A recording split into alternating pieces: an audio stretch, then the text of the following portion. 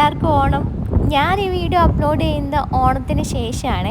ഇന്നലെ ആയിരുന്നല്ലോ ഓണം. അപ്പോൾ എനിക്ക് ഈ വീഡിയോ ഇന്നലെ ഷൂട്ട് ചെയ്ത് എഡിറ്റ് ചെയ്ത് ഇന്നലെ തന്നെ അപ്ലോഡ് ചെയ്യാനായിട്ട് സമയമൊന്നും കിട്ടിയില്ല കേട്ടോ. നിങ്ങൾക്ക് വീഡിയോ കാണുമ്പോൾ മനസ്സിലാവും ഞാൻ ഓടിച്ചാടിയാണ് എല്ലാം നടന്ന് ചെയ്യുന്നത്. ഞങ്ങളുടെ ഓണം വലിയ കുഴപ്പമില്ലായിരുന്നു, പ്രത്യേകിച്ച് വലിയ ആഘോഷമൊന്നും ഇല്ലായിരുന്നു. എങ്കിലും നമ്മൾ മലയാളികൾക്ക് ഓണം അല്ലാണ്ടാകത്തില്ലല്ലോ. അത് കാരണം ഞാൻ എന്നെയും കൊണ്ട് പറ്റാവുന്ന രീതിയിൽ കുഞ്ഞൊരു സദ്യയും പായസവും ഒക്കെ തട്ടിക്കൂട്ടിയിട്ടുണ്ട്. അതിൻ്റെയൊക്കെ വീഡിയോസാണ് കേട്ടോ ഇപ്പം ഞാൻ കുറേ ആഴ്ചയായിട്ട് എടുത്തിട്ടുണ്ട്. അത് നിങ്ങൾക്ക് കാണിച്ചു തരാവേ. രാവിലെ ഞാൻ എണീക്കണം എന്ന് ഉദ്ദേശിച്ച് കിടന്ന് 6 മണിക്കൊക്കെ എണീക്കാനാണ്, 5:30-6 മണിക്കൊക്കെ എണീക്കാനാണ് പ്ലാൻ ചെയ്ത. അവസാനം ഞാൻ 6:30ക്ക് എണീറ്റിട്ടുള്ള പരാക്രമങ്ങളാണ് നിങ്ങളീ കാണുന്നത്.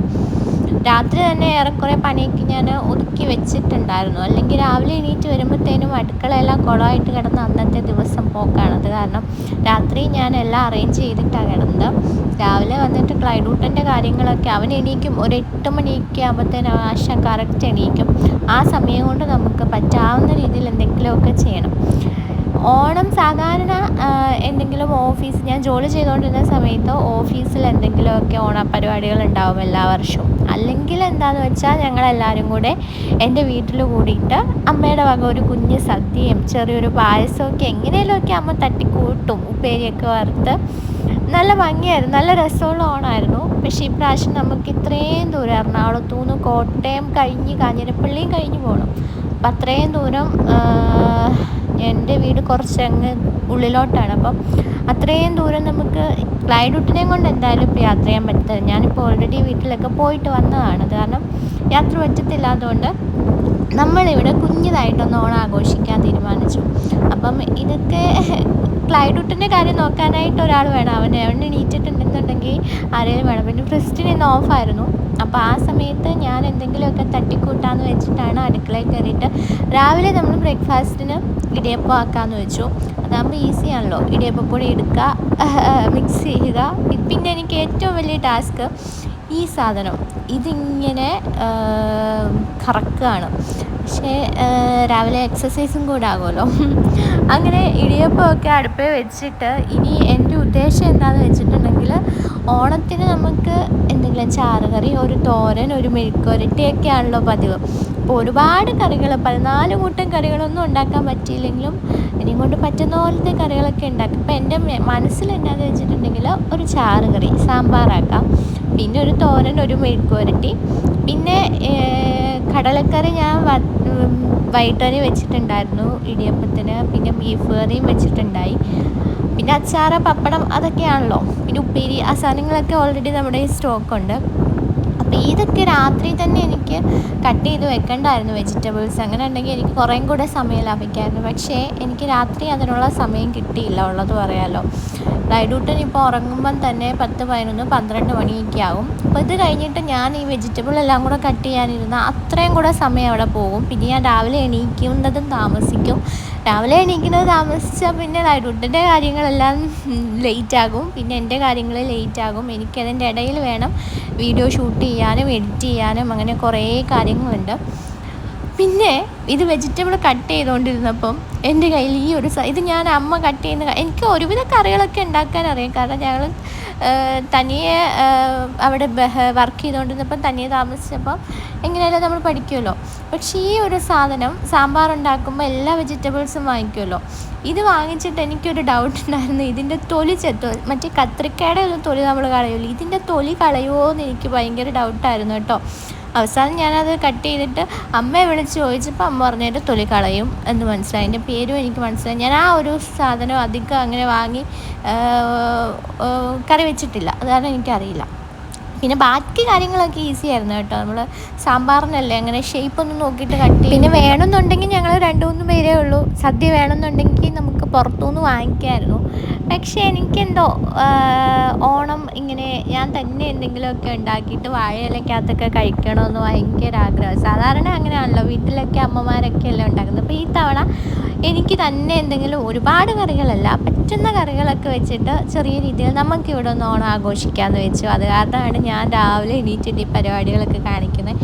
ഇപ്പം പിന്നെ ഈ ഒരു റൊട്ടീൻ ശീലമായി കേട്ടോ. രാവിലെ ഒരു 6 മണി ആ സമയത്തൊക്കെ ഇപ്പം ഞാൻ എണീക്കും. അല്ലെങ്കിൽ നമ്മുടെ ടൈം ടേബിൾ ഫുള്ള് തെറ്റും.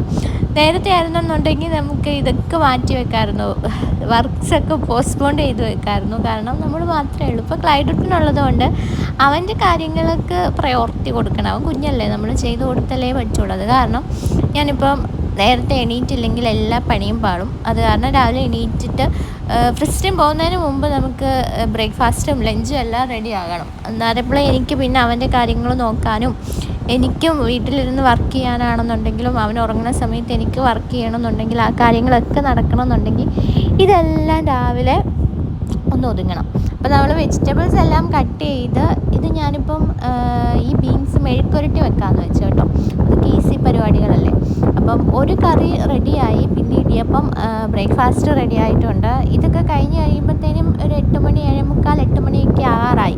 അപ്പം പിന്നെ ലൈഡൂട്ടിന് എണീറ്റ് വരുമ്പോഴത്തേനും എനിക്ക് വേറെ ഒന്നും ഉണ്ടാക്കാൻ സമയമില്ല. അത് കാരണം ഞാൻ അവന് രാവിലെ കൊടുക്കാനുള്ള കുറുക്കും കൂടെ സെറ്റാക്കുകയാണ്.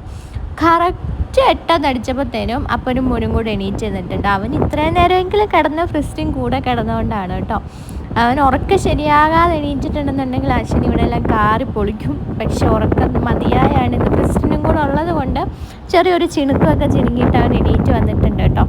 അവന് ഇന്ന് ഫ്രിസ്റ്റിന് അവധി ആയതുകൊണ്ട് ഞാൻ കുറച്ച് രക്ഷപ്പെട്ടെന്ന് പറയാം. ഇല്ലെങ്കിൽ അവൻ വേറിയിട്ടുണ്ടെങ്കിൽ അടുക്കളയിൽ വന്നിട്ടുണ്ടെങ്കിൽ എൻ്റെ തുണിത്തുമ്പേന്ന് മറത്തില്ല, എല്ലാ സാധനങ്ങളും വലിച്ചിളക്കി.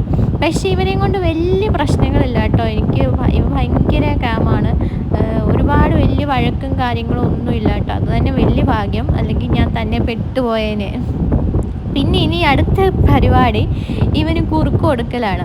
ഇവന് ചോറൊക്കെ കൊടുക്കുന്നുണ്ട്. പക്ഷേ ഈ പഞ്ഞിപ്പുല്ല് റാഗിയില്ലേ, അത് നല്ലതല്ലേ പിള്ളേർക്ക്. അത് കാരണം ഞാനിപ്പം ഡെയിലി അല്ലെങ്കിൽ ഓൾട്ടർനേറ്റീവ് ഡേയ്സിൽ ഇത് പഞ്ഞിപ്പുല്ല് കുറുക്കി കൊടുക്കാറുണ്ട്. ഇനി കഴിപ്പിക്കലാണ്. ഒരു വയസ്സ് വരെയൊക്കെ നമുക്ക് എങ്ങനെയെങ്കിലുമൊക്കെ വായിൽ വെച്ച് കൊടുത്തോ എങ്ങനെയെങ്കിലുമൊക്കെ കഴിപ്പിക്കാം. ആശാൻ കറക്റ്റ് 1 വയസ്സായപ്പോൾ നടക്കാൻ തുടങ്ങി. അത് കാരണം ഫുഡ് കൊടുക്കൽ വലിയ പാടാണ്. ഫുഡ് എടുത്തുകൊണ്ട് ഇവൻ്റെ പുറകെ ഇങ്ങനെ ഓടണം. ഇപ്പം ഞാൻ ഫോൺ കൊടുക്കാറില്ല, അങ്ങനെ യൂസ് ചെയ്യാൻ ഫോൺ കൊടുക്കാറേ ഇല്ല.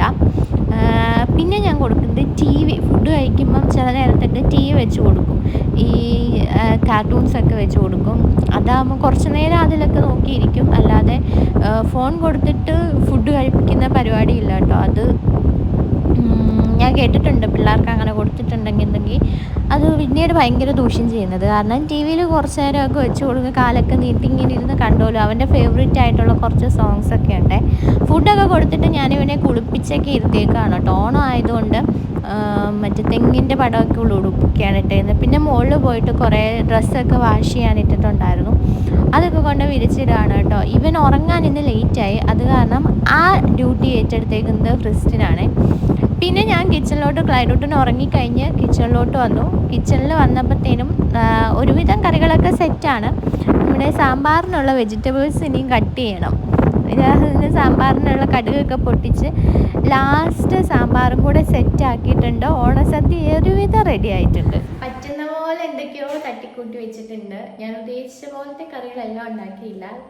ക്ലൈഡൂട്ടിനൊക്കെ ഉള്ളതുകൊണ്ട് അവർ ഉറങ്ങുകയും കാര്യങ്ങളൊക്കെ വേണ്ടത് കാരണം കുറച്ച് കറികൾ അത്യാവശ്യം നമുക്ക് ചെറിയ രീതിയിൽ ഓണം ആഘോഷിക്കാൻ പറ്റിയിട്ടുള്ള കുഞ്ഞു കുഞ്ഞു കറികളൊക്കെ വെച്ചിട്ടുണ്ട്.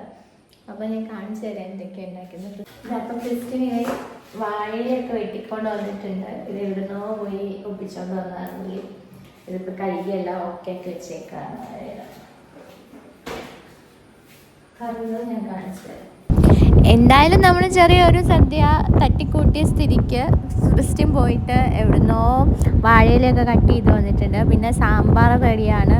ബീഫ് കറി ഞാൻ പറഞ്ഞല്ലോ, ഞാൻ ഓൾറെഡി ഇന്നലെ വെച്ചതാണ് ബീഫ് കറി, അതുണ്ടായിരുന്നു. പിന്നെ നമ്മുടെ മെഴുക്കുവരട്ടിയൊക്കെ സെറ്റാക്കി വെച്ചേക്കുന്നത് എനിക്ക് ഏറ്റവും ഈസിയുള്ള പരിപാടിയാണ് കേട്ടോ. ഇത് സെറ്റാണ്. പിന്നെ പപ്പടം, പായസം ഞാൻ ഉണ്ടാക്കിയത് സേമിയ പായസമാണ്. അതിൻ്റെ കിറ്റ് ഉണ്ടല്ലോ, അത് വെച്ചിട്ട് ഈസി ആയിട്ട് ഉണ്ടാക്കാമല്ലോ. പിന്നെ ചോറ്, നല്ല കുത്തരി ചോറ്, അച്ചാറൊക്കെ കൂടെ കൂട്ടിയിട്ട് ഞങ്ങൾ ഫുഡ് കഴിക്കാതിരുന്നപ്പോൾ 2 മണി കഴിഞ്ഞു കേട്ടോ. അപ്പോൾ പായസവും എല്ലാം കൂടെ കൂട്ടിയിട്ട് ഇച്ചിരി കറികളെ ഉള്ളായിരുന്നെങ്കിലും നല്ല രസമുണ്ടായിരുന്നു കേട്ടോ. വാഴയിലക്കകത്തൊക്കെ ഇങ്ങനെ ഭയങ്കര സന്തോഷമായിരുന്നു അങ്ങനെ കഴിക്കാനായിട്ട്. നമ്മളെ കൊണ്ട് പറ്റുന്ന രീതിയിൽ തട്ടിക്കൂട്ടി ഒരു ഓണസദ്യ ആ ഒരു ഇലയ്ക്കകത്തൊക്കെ കഴിച്ചപ്പോൾ വലിയ സന്തോഷമായിരുന്നു.